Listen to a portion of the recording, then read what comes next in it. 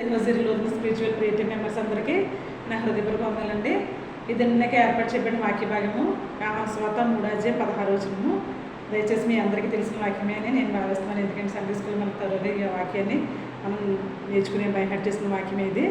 దేవుడు లోకమును ఎంతో ప్రేమించను, కాగా ఆయన తన అద్వితీయ కుమారునిగా పుట్టిన వాని అందు విశ్వాసం ఉంచు ప్రతివాడు నశింపక నిత్య జీవం పొందినట్లు ఆయనను అనుగ్రహించింది.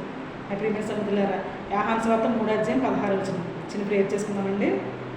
స్తోత్రం స్తోత్రం. పరిశుద్ధుడు పరిశుద్ధుడు పరిశుద్ధుడు సర్వభూలోకమును సృజించి దానిని నీతితోనూ న్యాయంతోనూ పరిపాలించుతూ కొనియాడబడుతున్నారు. మీ ఘనమైన పాపములకు లెక్కించిన మమ్మల్ని స్తోత్రం ప్రభా.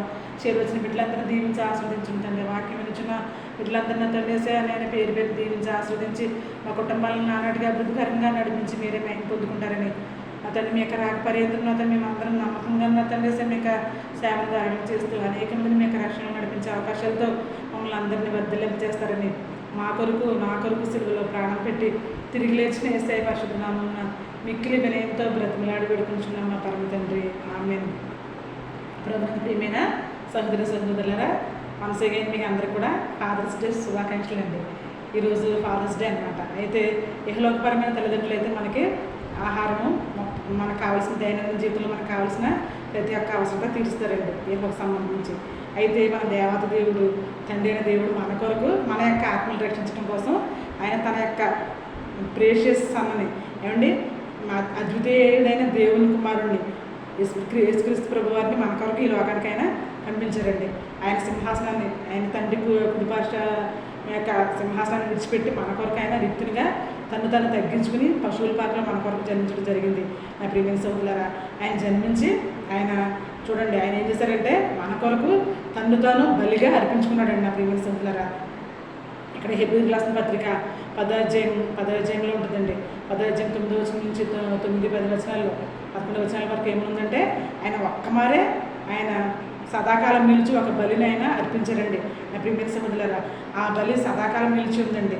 అయితే మనల్ని ఆయన సాతాను ఎప్పుడు కూడా సదాకాలం కూడా సాతాను మన పాదముల క్రింద త్రొక్కి ఆయన సాతాను మనపై అపజయాన్ని కలిగించే విధంగా దేవుడు తాను ఆయన కనపరుచుకునే విధంగా ఆయన తిరిగి లేచాడండి. మృత్యుంజయుడు తిరిగి లేచి దేవుని దగ్గరికి ఆరోపణమవుతూ ఆయన ఏమన్నారంటే, మీరు సర్వలోకానికి వెళ్ళి సర్వసృష్టి సువార్తను ప్రకటించండి, తండ్రి యొక్క కుమారుని యొక్క పరిశుద్ధాత్మ యొక్క నామంలో బాప్తిస్మిస్తూ అనేక మందికి నా శిష్యులుగా నా సహోదరులుగా చేయమని దేవుడే మనకి యేసు ప్రభు గారి ద్వారా గ్రేట్ కమిషన్ మనకి ఇచ్చారండి.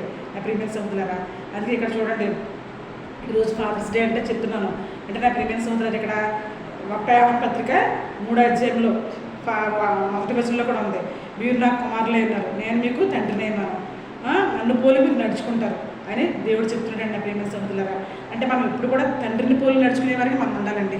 తండ్రి పోలి నడుచుకున్నప్పుడు మనం ఏం చేస్తామంటే మనకి మూడో ఆజ్ఞగా నిర్మాకాండం 20వ వచనంలో ఏం ఇచ్చారంటే, మీరు విశ్రాంతి దినము పరిశుద్ధంగా ఆచరించుటకు జ్ఞాపకం ఉంచుకుని ఏమంటే నా ప్రియమైన సహోదరులారా, దేవుని యొక్క వాక్యాన్ని విని సంతోషంతో విని నేర్చుకునేవారుగా మనం ఉండాలని ఆ యొక్క ఆజ్ఞ యొక్క సారాంశం అండి.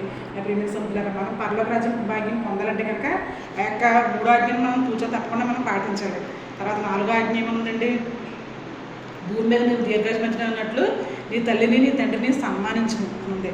అంటే ఇహలోకపరమైన తల్లిదండ్రులను మనం సన్మానించాలి. అది చాలా మంచిదండి. ఎందుకంటే మనకి దీర్ఘాయుష్ని లోకపరంగా ఇస్తుంది తర్వాత ఆధ్యాత్మికంగా ఆర్థికంగా కూడా మనకి ఎదుగుదల అనేది దేవుడు దయచేస్తారండి. ఎప్పుడు ఇహలోకపరమైన తల్లిదండ్రులకు మనం మాట విన్నప్పుడు, వారి యొక్క మాట గైకొని వారు చెప్పిన ప్రతి మంచి పని మనం చేసినప్పుడు, వారి యొక్క చిత్తానుసారంగా మనం చక్కగా చదువుకుని మంచి ఉద్యోగస్తులమై మంచి స్టాండ్ అయినప్పుడు తల్లిదండ్రులుగా మనం సంతోషిస్తారండి మన గురించి. అయితే ఇక్కడ అట్ ద సేమ్ టైం దేవుడు కూడా, తండ్రి అయిన దేవుడు మన ఆత్మీయ జీవితం మనం మెరుగుపరుచుకున్నప్పుడు తండ్రి అయిన దేవుడు సదాకాలం నిలుచు దేవుడు. తల్లిదండ్రులు ఎంతలో కనబడి వాళ్ళ వయసు వచ్చినప్పుడు ప్రభు దగ్గరికి వెళ్తారు. అయితే సదాకాలం నిలుచు దేవుని ప్రేమ నా ప్రియమైన సహోదరులారా, దేవుడు లోకంని ఎంతో ప్రేమించింది. దేవుడు లోకంని ఎంతో ప్రేమించింది. అయితే మనం తండ్రి దగ్గర సదాకాలం నిలిచేవారుగా మనం ఉంటాం. పరలోక రాజ్యంలో మనం తరతరాలు ఉండేవారంగా, శాశ్వతమైన జీవం మన పరలోక రాజ్యంలోనే ఉందండి. అందుకే మనం తండ్రి అయిన దేవుడు మనం ఇప్పుడు కూడా ఘనపరిచేవారికి ఉండాలి, ఆయన్ని మహిమపరిచేవారికి ఉండాలి. అందుకే కీర్తనకారుడు చెప్తున్నాడు 99వ కీర్తనలో, నా ప్రియమైన సహోదరులారా, ఏమని చెప్తున్నాడంటే ఆయన మహిమ ఘనతని మనం మనం కీర్తించే వరకు ఉండాలి, ఆయన మహింపరిచే వరకు ఉండాలి. దేవుడు పరిశుద్ధుడైన దేవుడు ఏమండి. అందుకే ఇక్కడ 99వ దావీదు కీర్తనలో ఏం చెప్తున్నారంటే మోషే గారు అహరోనులు యాజకులుగా ఉన్నారు, తర్వాత సమూయేలు గారు కూడా ప్రాప్తిగా ఉన్నారు. ఆ ప్రాప్తిగా ఉన్నప్పుడు వారు చేసిన ప్రార్థనలన్నీ దేవుడు విన్నాడండి. నా ప్రేమిక సంతులారా, దేవుడు విన్నాడు. అదేవిధంగా మనం చేస్తున్న ప్రార్థనలు కూడా దేవుడు ప్రతిరోజు వింటున్నారండి. నా ప్రేమిక సంతులారా, ప్రతిరోజు వింటున్నారు, మనకు చక్కగా సహాయం చేస్తున్నారు ఆయన. అంటే మనం ఆజ్ఞానుసారంగా మనం ప్రార్థించే వరకు ఉండాలి, దేవుని చిత్తం ఎరిగి మనం ప్రార్థించే వరకు ఉండాలి. చూడండి, యేసుప్రభు గారు చెప్పారు, నీ చిత్తమైతే ఈ గిన్నె ఆయుధాలను తొలగించమని యేసుప్రభు గారు చెప్పారండి. చెప్పారు కానీ దేవుడు ఆ గిన్నె తొలగించలేదండి.